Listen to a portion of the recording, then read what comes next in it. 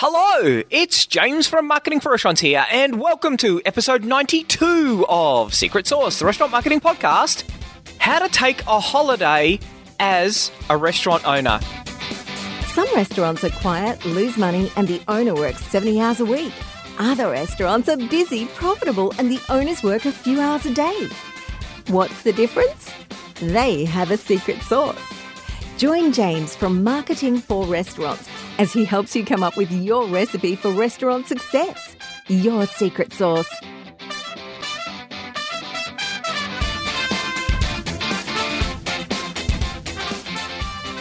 Hello everyone, welcome back. Hopefully you've been delving into the web traffic that you've got with the Google Analytics podcast that we did. You know, I think it's really important if you have a look at how much traffic you're getting and come up with a couple of the ideas that we talked about in the two podcasts that we did, you're in the probably top 5%. So many restaurant owners that we talk to have got no idea how many visits they've got going to their website.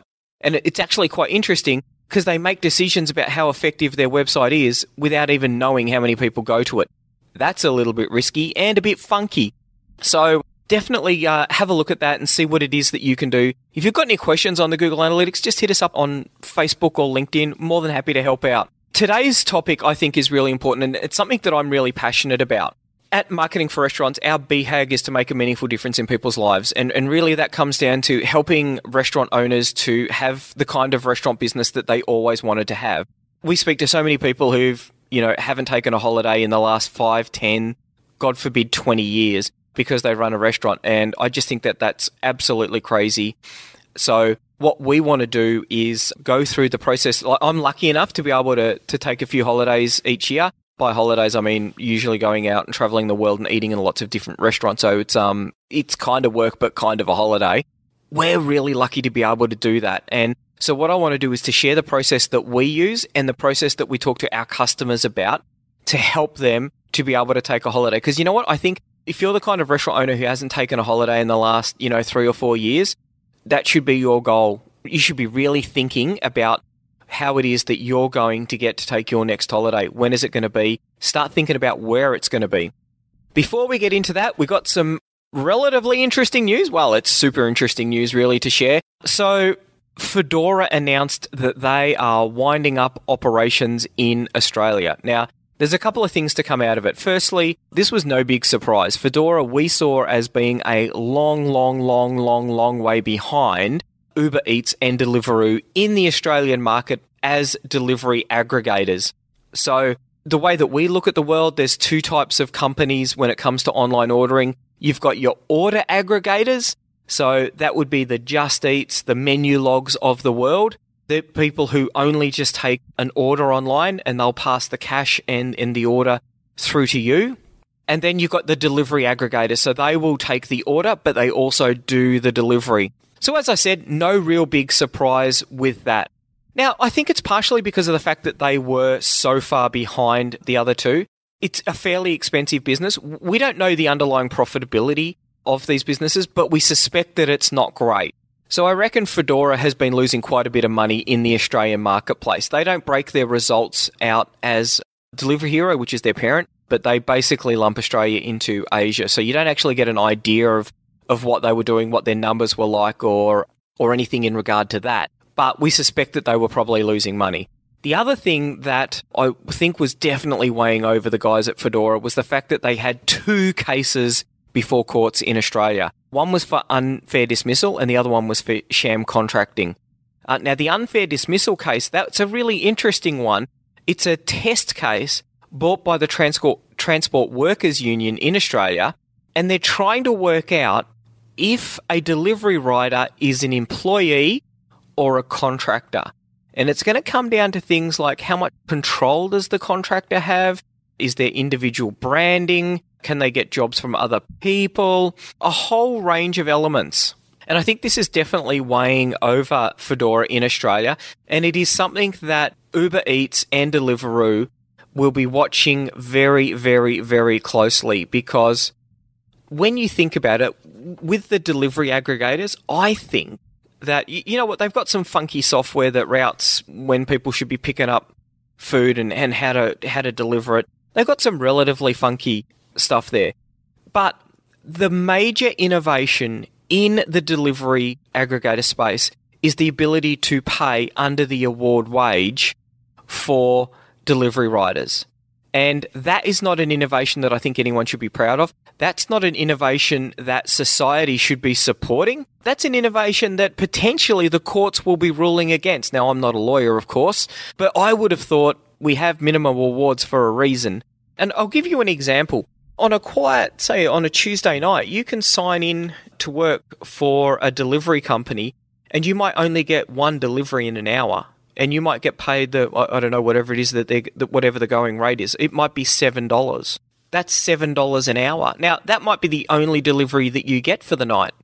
There is no way that your normal restaurant can get someone in to deliver one meal. There'll be a minimum amount of time that people have to work for. So that is just not fair that a restaurant is going to have to bring someone in. So in Australia, it's probably 3 hours. I'm happy to hear from someone in the area who's an expert. But it's probably 3 hours that you've got to bring someone in for. And the minimum wage, that's significantly higher than $7. And you're paying 3 of those. And if there's only one delivery, then you've lost a lot of money on that one delivery. Foodora, Deliveroo, UberEats, of course, they can just make that one payment. So that's where their real innovation is. And that is nothing special, I don't think, at all. Now, the other thing that I found really interesting has been the reaction mainly from restaurant owners, but we're starting to see a reaction from the general public as well. One of the newspapers in Australia, The Age, they've got a story saying, they start with a fingernail and end with an arm. Restaurants farewell Foodora. It looks like they were charging 25% commission. That's what one restaurant was saying, Burger Edge. Now, they had 26 restaurants, so I don't know whether they were able to negotiate a better rate. That's quite interesting. That's very low for delivery, I would have thought. The owner there, he was saying that their big issue was bikes. Everyone with Foodora uses bikes. Now, that works quite well when you're in the CBD and you've got very high densities of population, but out in the suburbs just doesn't work because you're relying on having someone who's really fit to be able to get that food out in a timely manner. There's another restaurant that says, that these guys were a business partner that nobody asked for, which I think is really interesting. And it gets to this dominant narrative that all of the delivery and the online ordering guys are saying that you have to be on their platforms to be able to make any money. And I think that that's absolutely garbage. And it's a big lie that needs a big light shone on it because it's just not true. The owner of Fratelli & Co., he said that he's happy to see Foodora exit Australia. His restaurants turn over more than $1 million and food delivery makes up 10% of his takings. Now, 10%, that's only $100,000. That's about $8,000 a month. That's a fairly sizable amount of money.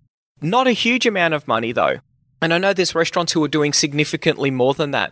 I was lucky enough to be eating in one of our customers' restaurants in Canberra last week. They're often doing north of $10,000 a month. And the thing that I found really interesting, so I spent some time with the owner there, which was really exciting.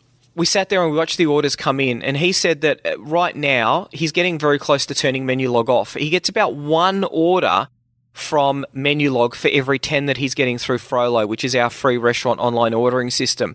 Now, I'd gone up there to see him because, and a few other customers, he'd reached a really important milestone. He'd got to the point where since he'd come across to Frollo and starting taking those orders on his own website, he'd saved $20,000 in commission. You might have seen we did a Facebook Live a little while ago with a bottle of Moe and Shandon. We delivered that out there to him because I think it's really important to celebrate those wins, and I think it's really important that people understand that you don't have to be using these guys. I think if you don't want to do delivery, that's fine. Start running a pickup-only business. There's plenty of money that can be done there. So it's been interesting. The restaurant's really starting to shine a light on the fact that it's unsustainable when you've got people taking 35% commission. A lot of people worried about the way that people are being underpaid. And of course, more and more restaurants wanting to get closer. And I think it's really interesting that people are now starting to talk about the fact that they don't get the email addresses from Foodora, Menulog, Deliveroo, UberEats, all of these guys, they retain the email address. I think that that's absolutely madness. And I know from our customer's point of view, it's so much easier to drive revenue when you can send an email out to people who have ordered from you in the past. It is really quite simple. So if you are doing online ordering, definitely check out Frollo. Have a good hard think about it. Start doing the menu costing on the items that you're doing. Now, one thing that some people are doing, I know UberEats, they won't allow you to change the price, to put the price up to start to cover some of the margin. One trick that we've seen people doing, though, is that if you've got a cheeseburger, then you could call it Jimmy's cheeseburger. That's a different menu item. Now, obviously, you're going to cook it the same way. The Jimmy's cheeseburger, which you sell through UberEats, that might be 20% more expensive than a cheeseburger that you buy in-house. Or, and this is what the other thing that we're seeing really interesting, and so this restaurant in Canberra, what they've been doing is order direct and save. So their menu, they've got all of these offers. They've got a loyalty offer. That's what's driving people to order direct from them and not through Menulog. Now, that was a bit of exciting news. On to how to take a holiday when you run a restaurant. And so this is the thing. You're working really, really long hours. I think that what you need to do is you need to set a goal about how long it is. You need to start working out where you are against the three most important things when it comes to taking a holiday. What we do in our business, I'm sure will work eminently well for you. You've got to look at the 3 Ps of holidays for restaurant owners. So the 3 Ps are profit, people, and processes. So profit, people, and processes, what do I mean by that? So profit, you need the money to be able to pay for the holiday, and you need to be able to take time out of the restaurant. That's the first thing. The people, you're going to have great people to be able to run the restaurant while you're away. And processes, key tasks need to be clearly documented so that they can be done without the owner's input. So let's start breaking that down. Profit. When you take a holiday, there's a couple of big issues, right? Now, I know some people will have a business that they will close for 4 weeks, and that's when the family holiday is. That's fantastic if you, for instance, run a tourist seasonal type restaurant. So we've got some friends who run a business that is down on the Mornington Peninsula. It's really cold in winter. It's winter now and it's really cold. And no one goes there. So they just shut up shop because they were just going to hemorrhage money anyway. They're hemorrhaging less money because they've got no staff costs, and they use that time to go away. They're super, super, super busy, ridiculously busy in summer.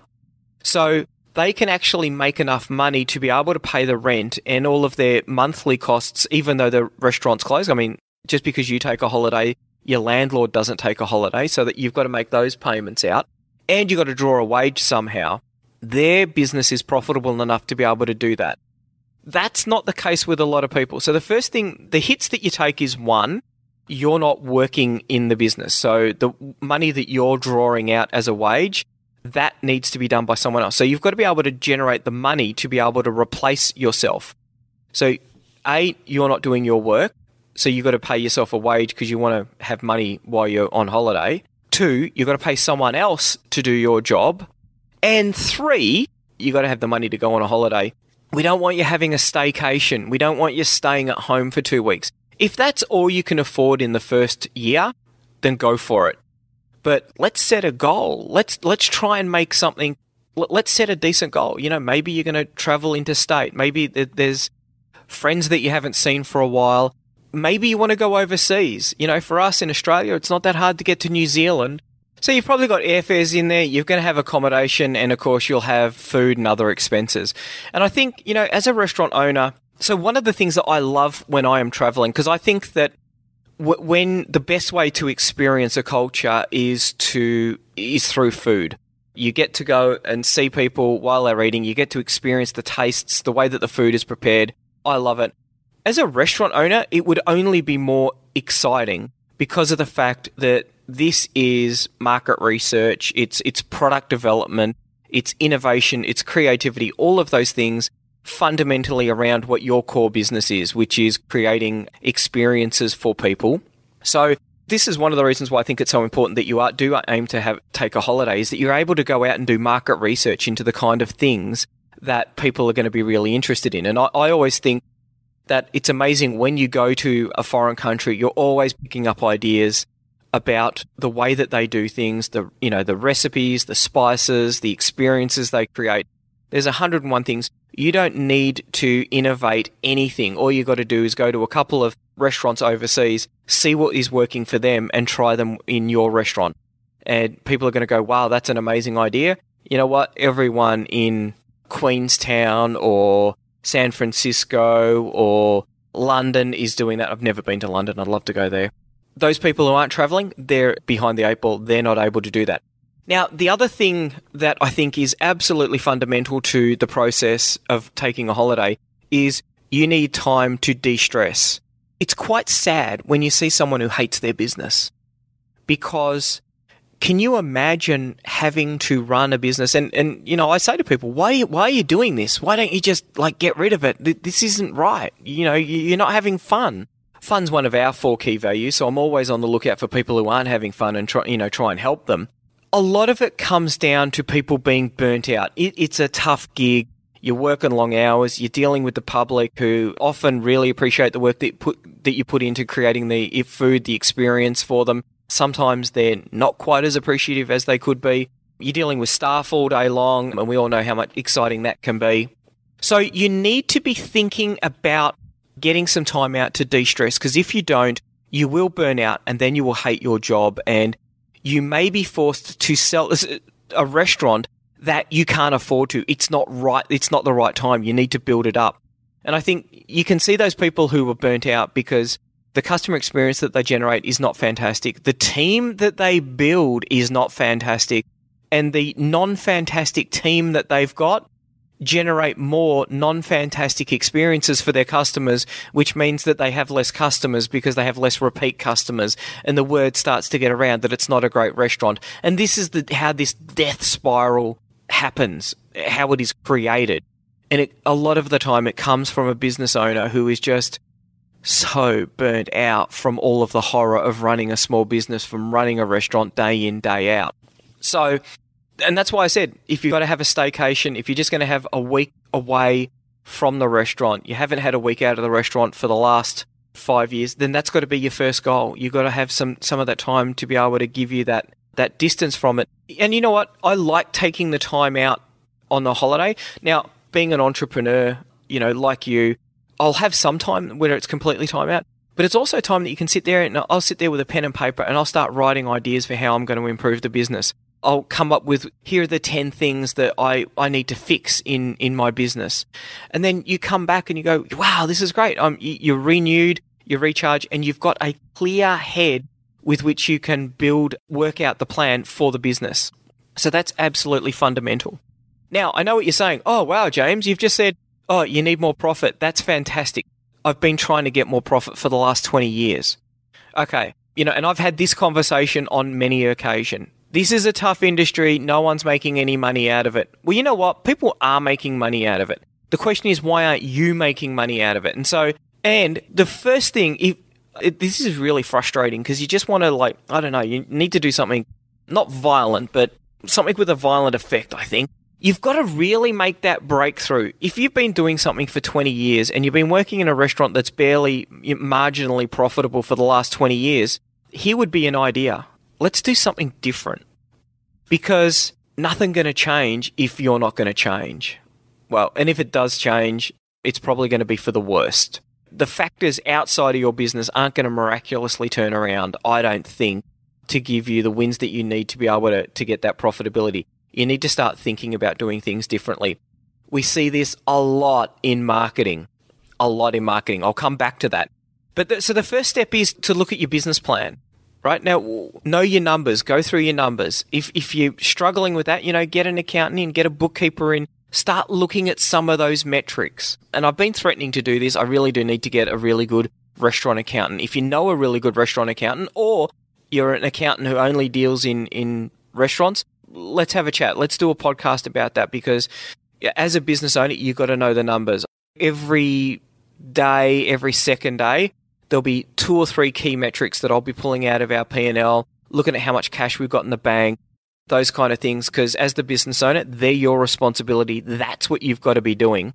And I find it really worrying when people go, oh, I'm going to the accountant now to find out if we made any money or not this year. It's like, whoa, if that's the point where you work out if you're profitable, you need to be changing things fundamentally. You really need to be skilling up around finance. I'm looking at whether we had profitable weeks in our business. How profitable was it? What can we do to increase it? What's the next step in our business plan? And this is the big thing, your business plan. What is the amount of profit that you want to get? And then how are you going to come up with, and it doesn't have to be super fancy. Far too many people say, someone showed me their spreadsheet and it was really, really complicated. And it's like, well, let's just break it down. It's not super complicated. Cost of goods sold, what you're going to sell it for. I mean, your revenue's going to be pretty much just what the amount that people are paying for food and bev. So what are you paying for the food and bev? What are your costs there? What are your wage costs? What are your non-wage costs? Things like rent and electricity and gas, all the other things. How much profit is it that you want to make? That's going to start dictating. You might say, well, I want to, including my salary, I want to make $100,000 a year. That's fantastic, because that means we now need to make $8,000 in profit a month. Now, depending on how you do your food costing, and I actually have got someone around pricing strategies that we're going to talk to, and I think that's going to be a really interesting one. That's going to start telling you how many menu items you need to sell, or what is your average, what's your revenue per seat? Because that's going to tell you how many people you need to get into the restaurant. Now, are you getting those people in? And I think the areas where you're going to start to see the profitability increase is when you start costing out your menu and working out the proper prices. You know what? The first thing to do is to give yourself a raise. Increase the prices on your menu. I don't think that that's a difficult thing, and most of the time you don't lose too many customers around it. But a small increase in revenue can have a dramatic increase in profitability. We see that happen a lot. So that is definitely something to think about. Now, the next thing you want to do in your business plan is you want to work out the number of people who you want to get in coming through the door. Now, do you have that number of people coming through the door? And you know what? If we're having a talk about I don't have the money to go on a holiday, then you're not getting the people through the door. Straight up. It beggars belief, the number of people who say that they run a really, really successful restaurant, but they don't have the money to go and take a holiday. You must have a wacky definition of success when it doesn't include you taking time out of your business and it doesn't include you taking a holiday. That's just madness in my book. So then we're going to start looking at the marketing plan. I need to get 1,000 people in each month. And so you know what? We're going to say that's going to be the goal, 1,000. Now, middle of winter, you know what? You might struggle with that. But we're now starting to have a conversation. It's like, okay, so it's going to be hard during winter. All right, so what are the 5 things that we can do in winter to try and hit that 1,000? And you'll be also saying, and you know what? We get more than that during summer. I know that. We get more than that. And we're probably a little bit less in fall and spring. Now we're starting to have a good conversation where we're starting to plan out the things that you need to do. We want to hit that 1,000 seats a month in the restaurant. We also want to increase the amount, are you doing desserts? Are the servers pushing desserts? Are they pushing alcohol? What is it that you need to do to increase the amount of number? Maybe you're not going to get 1,000 people in during the depths of winter, but maybe you can get the people who do come in to spend 10% more. That is definitely going to fix up some of the money that you're currently losing in the middle of winter. What are the Facebook campaigns that you're going to run? So we did a little Facebook Live a little while ago because it was International Chocolate Day. We've just had International Beer Day. Did everyone have an International Beer Day celebration, event, degustation menu, flights, testings, pairings? This stuff writes itself. This is easy to do. You just need to be thinking about it and coming up with a plan. And it's only when you say, I'm not making enough money, I need to get more bums on seats, that you start looking at the ways that you're going to be able to do that. Of course, I would say have a look at your website. And it is amazing. I'm amazed at the number of people who will say, oh, the website's doing really well, but they're only getting 500 people a month to it, when you know that just up the street, we've got a customer who's getting 3 times that. And their restaurant's a lot busier. Wow. Who would have thought? Building your database, make sure that you're using a booking system that gives you the email addresses and doesn't share them around, like Forbes. And obviously online ordering, and this is one thing. When we talk about a restaurant taking a holiday, the restaurant that I saw last week, $20,000. Now, if he has done nothing different in his restaurant, he's now got $20,000 to go out and have a holiday. That would be a pretty epic holiday. We're talking about a big family overseas holiday for 20 large.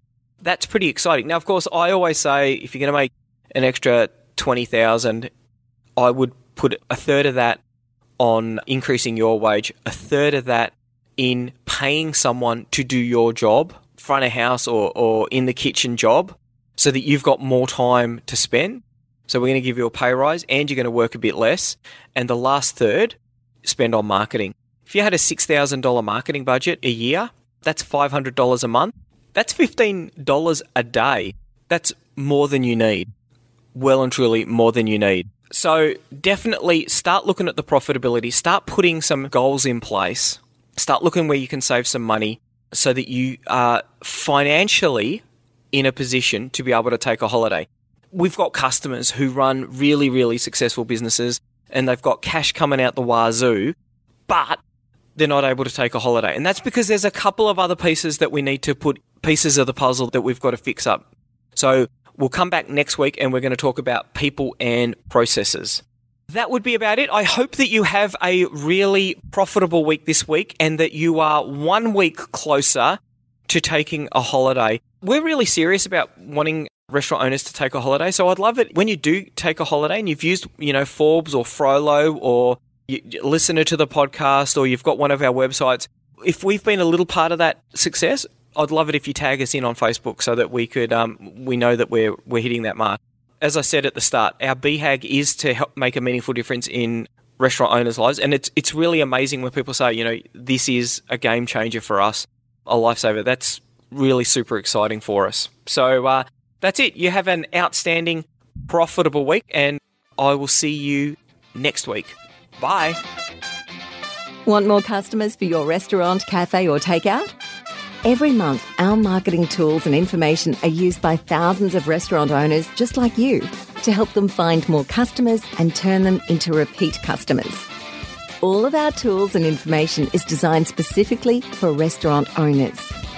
We know you don't have a lot of time to spend marketing or learning complicated procedures, so our tools are quick and easy to use. If you're looking to increase your revenue and profits or want to work less hours, check out marketingforrestaurants.com.